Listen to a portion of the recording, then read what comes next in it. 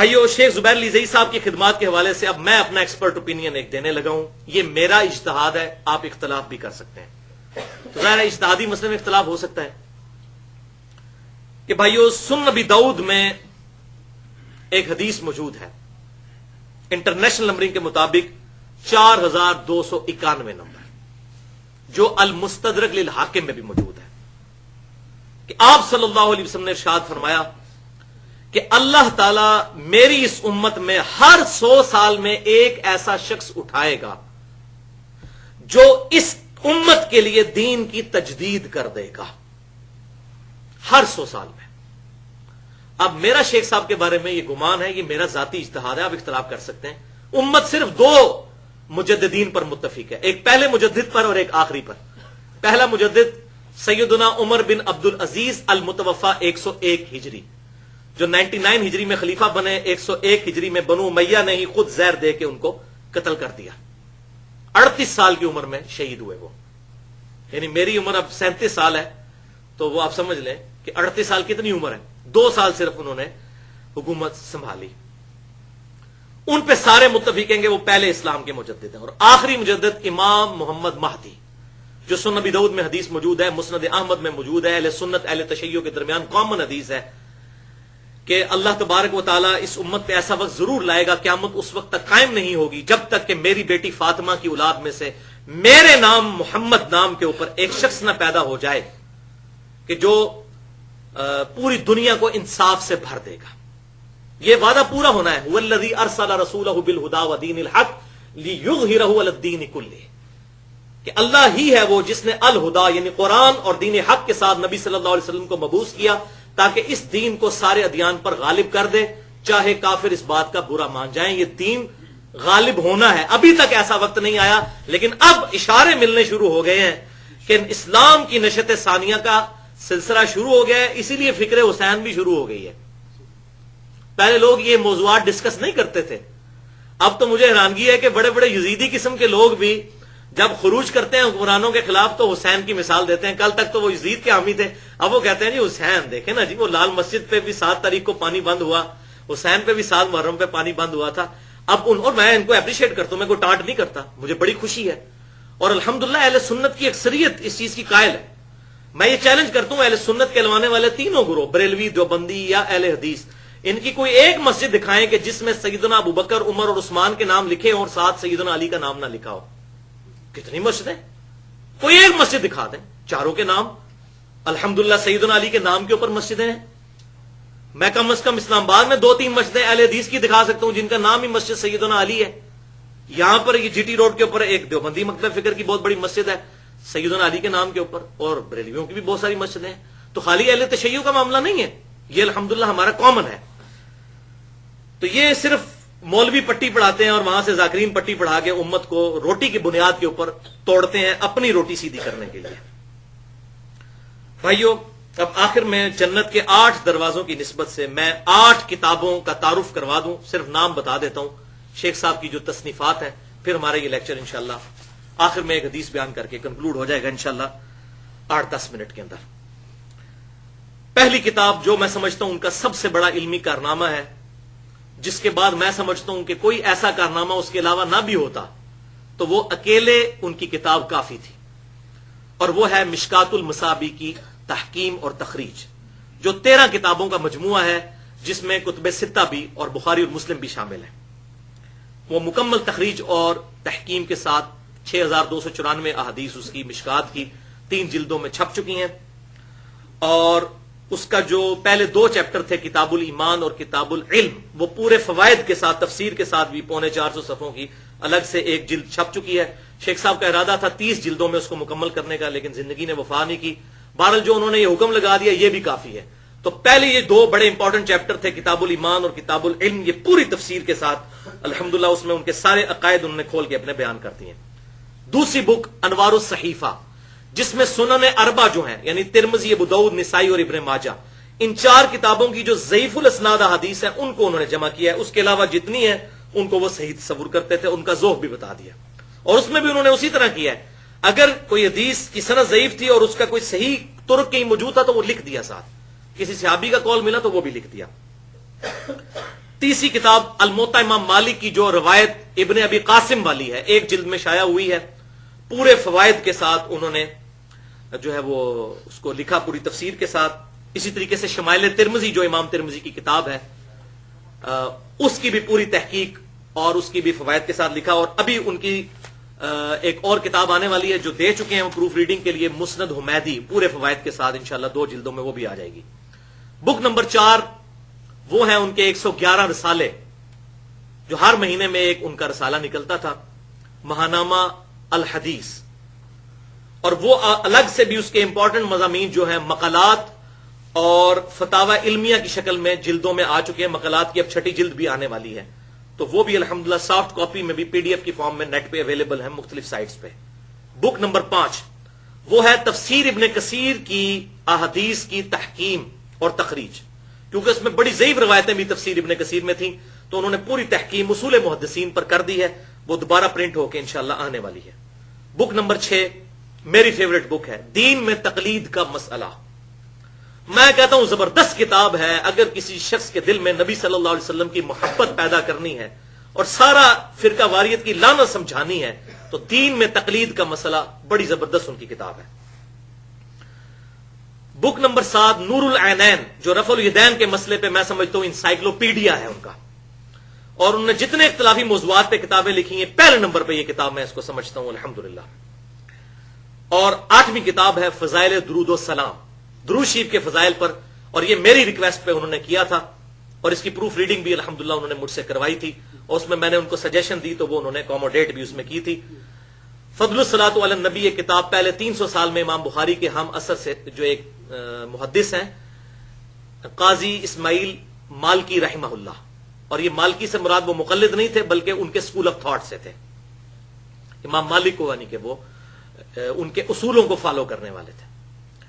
المتوفا 282 ہجری، ان کی کتاب فضل الصلاۃ علی النبی جس میں 105 کے قریب احادیث اور آثار ہیں، اس کی تحکیم انہوں نے کی، شیخ البانی نے پہلے کی تھی لیکن انہوں نے بھی کر دی۔ اور ساتھ ہی فضائل صحابہ، بہت زبردست کتاب جس میں انہوں نے صحابہ اکرام علیہم رضوان کے فضائل اور اہل بیت کے فضائل، اس میں جو صحیح احادیث تھیں الحمدللہ اس کو جمع کیا، اور جہاں بھی سیدنا علی کا یا سیدنا حسین کا چیپٹر آیا تو ڈنکے کی چوٹ پہ انہوں نے ناصبیوں کا رد کیا، خصوصاً ہمارے جو یہ جیلم شہر کا بہت بڑا بدبخت فیض عالم صدیقی، جو یہ ہماری اکیڈمی سے تھوڑی دور ایک مسجد اہل حدیث میں امام تھا، بعد میں اہل حدیث نے اس کو وہاں سے نکال دیا، تو اس کا بھی انہوں نے رد کیا کہ یہ بالکل اس کی تعلیمات کوئی اہل حدیث کی تعلیمات نہیں ہے، تو اس حوالے سے انہوں نے الحمدللہ اس میں بھی دفاع کیا ہے۔ بھائیو، آج کی گفتگو کو میں کنکلوڈ کرتا ہوں ایک حدیث کے اوپر، اور اس کے ساتھ ایک شیخ صاحب کا واقعہ بیان کر دوں۔ ایک دن میں نے شیخ صاحب کو فون کیا، بڑا دقت انگیز واقعہ، میں نے کہا شیخ صاحب ایک حدیث ہے جامعہ ترمذی میں انٹرنیشنل نمبرنگ کے مطابق 2733، اور یہ حدیث سنن نسائی اور سنن ابن ماجہ میں بھی موجود ہے، اور مشکات المصابیح میں بھی انٹرنیشنل نمبرنگ کے مطابق 58 نمبر ہے، اور امام ترمذی نے اس حدیث پر باب باندھا ہے ہاتھ پاؤں چومنے کا بیان۔ شیخ البانی سے صحیح کہتے ہیں، مجھے نہیں پتا تھا شیخ زبیر علی صاحب صحیح کہتے ہیں یا نہیں کہتے، تو میں نے شیخ صاحب کو فون کیا ٹیسٹر لگانے کے لیے۔ میں نے کہا شیخ صاحب اس طرح کی کوئی حدیث ہے؟ یہ نہیں بتایا کدھر ہے؟ کہتے ہاں علی بھائی ہے حدیث، بالکل صحیح ہے، نبی صلی اللہ علیہ وسلم کے ہاتھ پاؤں چومے تھے یہودیوں نے۔ اچھا، اب کوئی اور مولوی ہوتا اس کو فوراً فکر پڑ جانی تھی یار یہ کہیں بریلوی نہ پکڑ لیں تو یہ نہ بنا دیں تو وہ نہ بنا دیں۔ یہ میں بتا رہا ہوں نا، حق گوئی ان کے اندر موجود تھی اور وہ انٹرپریٹیشن بھی اس کی کرتے تھے۔ تو حدیث میں پہلے بیان کر دیتا ہوں۔ جامعہ ترمذی 2733، مشکات میں 58 نمبر، سنن نسائی سنن ابن ماجہ میں موجود، اور امام ترمذی نے باب باندھا ہے ہاتھ پاؤں چومنے کا بیان۔ 2 یہودی آپ صلی اللہ علیہ وسلم کی خدمت میں حاضر ہوئے اور انہوں نے عرض کیا اللہ کے رسول صلی اللہ علیہ وسلم، بنی اسرائیل کے لیے جو 9 نشانیاں تھی کھلی وہ ذرا بتائیے کون سی ہیں جو اللہ تعالیٰ نے چیزیں ہم پہ حرام کی تھی بنی اسرائیل پہ۔ تو آپ صلی اللہ علیہ وسلم نے ارشاد فرمایا کہ وہ 9 نشانیاں یہ ہیں، پہلی چیز یہ کہ اللہ کے ساتھ کسی کو شریک نہ ٹھہرانا۔ وہ جو 10 کمانڈمنٹس بھی آئی ہیں سورہ بنی اسرائیل کی آیت نمبر 23 سے 39 تک، وَقَضَىٰ رَبُّكَ أَلَّا تَعْبُدُوا إِلَّا إِيَّاهُ، اور تمہارے رب نے یہ بات طے کر دی تھی مت پوجنا کسی کو سوائے اس کے۔ دوسری چیز چوری نہ کرنا، تیسری چیز زنا نہ کرنا، چوتھی چیز ناحق کسی کو قتل نہ کرنا۔ ہاں بفتوی شریعت ہو پھر تو ٹھیک ہے، وہ حکومت جو ہے وہ قتل کے بدلے میں قتل یا فساد فی الارض کرنے والے کو مرتد کی سزا دی جا سکتی ہے۔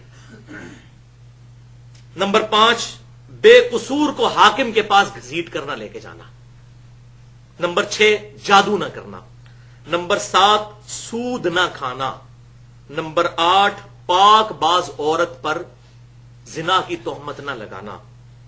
اور نمبر 9، اے یہودیوں، پرٹیکولرلی تمہارے بارے میں ہفتے کے دن کے بارے میں حد سے تجاوز مت کرنا۔ یہ 2 طرح کا تجاوز انہوں نے کیا، ایک تو وہ ہیلا کر کے تو مچھلی پکڑ لیا کرتے تھے، دوسرا یہ کہ بعض ایسے فنیٹک تھے کہ وہ اس دن باقی سارے کام چھوڑ کے بیٹھ جایا کرتے تھے، کوئی کام بھی نہیں کیا کرتے تھے، حالانکہ صرف وہ چیز منع کی گئی تھی، تو وہ بھی حد سے تجاوز کر چکے تھے، ان کو بھی تقوی کا ہیضہ ہو گیا تھا۔ تو حد سے زیادہ تجاوز نہ کرنا۔ جب یہ 9 باتیں انہوں نے یہودیوں نے سنی تو ان دونوں یہودیوں نے نبی صلی اللہ علیہ وسلم کے مبارک ہاتھوں اور پاؤں کو چوما اور کہا، اللہ کے رسول، ہم گواہی دیتے ہیں کہ آپ اللہ کے رسول ہیں۔ اسلام نہیں قبول کیا، صرف گواہی دی۔ تو نبی صلی اللہ علیہ وسلم نے کہا کہ تمہیں میری اتباع سے کون سی چیز روکتی ہے؟ تو وہ کہنے لگے، یا رسول اللہ صلی اللہ علیہ وسلم، ہمیں ڈر ہے کہ اگر ہم آپ کی اتباع کریں گے تو ہمارے یہودی علماء ہمیں اور ہمارے گھر والوں کو قتل کر دیں گے۔ وہ یہی والا مسئلہ ہے آج کل جو مولویوں والا ہے، ذرا سی کو بات مانیں گے تو مولوی کہہ دیں گے گنڈا سنگھ تو وہابی ہو گیا ہے، وہ سنا ہو نا پنجابی کا محاورہ، تو ایسا زہریلا لفظ بول دو، کوئی بات کر دے اہل بیت کی، کہہ دو کہ رافضی ہو گیا، کوئی توحید کی بات کر دے کہہ دو یہ وہابی ہو گیا، کوئی صحابہ کی بات کر دے کو دیوبندی ہو گیا، کوئی نبی صلی اللہ علیہ وسلم کی بات کر دے کو بریلوی ہو گیا، تاکہ اگلے کی مت ماری جائے، وہ بات ہی نہ سنے۔ تو یا رسول اللہ صلی اللہ علیہ وسلم، ہم ڈرتے ہیں کہ یہ ہمارے گھر والوں کو قتل کر دیں گے۔ تو انہوں نے پھر آپ صلی اللہ علیہ وسلم کی اتباع نہ کی۔ تو میں نے کہا، شیخ صاحب یہ حدیث صحیح ہے؟ تو کہتے ہیں بالکل ٹھیک ہے۔ تو میں نے کہا اس میں تو پاؤں بھی چومنے کا ہے۔ تو انہوں نے کہا نبی صلی اللہ علیہ وسلم کے ہاتھ اور پاؤں دونوں چومے جا سکتے ہیں، اس کی بنیاد پر کبھی کسی صحابی نے اپنے ہاتھ پاؤں نہیں چموائے۔ ہاتھ چموانا ثابت ہے اور وہ ہم قائل ہیں، وہ میں نے سلمہ بن اکوا کی روایت الادب المفرد سے بیان کر دی 973 نمبر۔ تو پاؤں چومنے کے ہم قائل نہیں ہیں نبی صلی اللہ علیہ وسلم کے علاوہ۔ اور پھر شیخ صاحب مجھے کہنے لگے کہ علی بھائی، میرے دل میں ایک خواہش ہے جو قیامت والے دن میں اپنے رب کے حضور رکھوں گا۔ میں نے کہا شیخ صاحب کون سی خواہش ہے؟ تو کہنے لگے کہ میں قیامت والے دن اللہ کے حضور یہ دعا کروں گا کہ اے اللہ، مجھے اپنے محبوب صلی اللہ علیہ وسلم کے مبارک پاؤں چومنے کی اجازت دی جائے،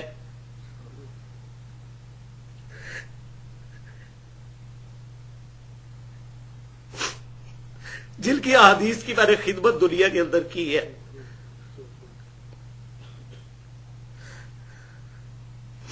ہم بھی اللہ سے دعا کرتے ہیں اللہ تعالیٰ شیخ صاحب کو قیامت والے دن یہ توفیق دے کہ نبی صلی اللہ علیہ وسلم کے پاؤں مبارک چومے، اور ہمیں بھی قیامت والے دن یہ توفیق نصیب ہو کہ ہم آپ صلی اللہ علیہ وسلم کے مبارک پاؤں کو بوسہ دیں۔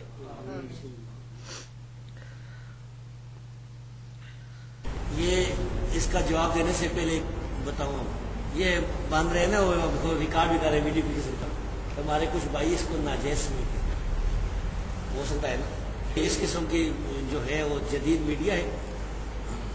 بہرحال میں نے نہیں کہا تھا، یہ بھائی اپنی مرضی سے آئے، اور یہ وہ بھائی ہیں جو اللہ کے فضل سے بریلیوں سے علی سے پچھلے سال میرے پاس آئے تھے، اس وقت تحقیق کر رہے تھے۔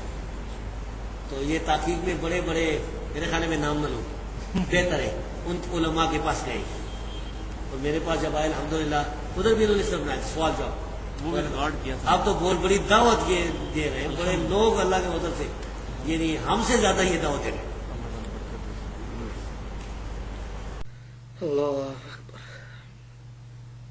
اللہ تعالیٰ سے دعا ہے جو حق بات میں نے کہی ہمارے دلوں میں راسخ فرمائے، اور اگر جس بات میں میرے منہ سے کوئی غلط بات نکل گئی تو اللہ تعالیٰ ہمارے دلوں سے محو کر دے، ہمیں کتاب و سنت کی تعلیمات کو، اجماع کو حجت مانتے ہوئے خود اس پر عمل کر کے دوسرے بھائیوں تک پہنچانے کی توفیق عطا فرمائے۔ سبحانک اللہم و بحمدک، اشهد ان لا اله الا انت استغفرك واتوب اليك وما علينا الا البلاغ المبين.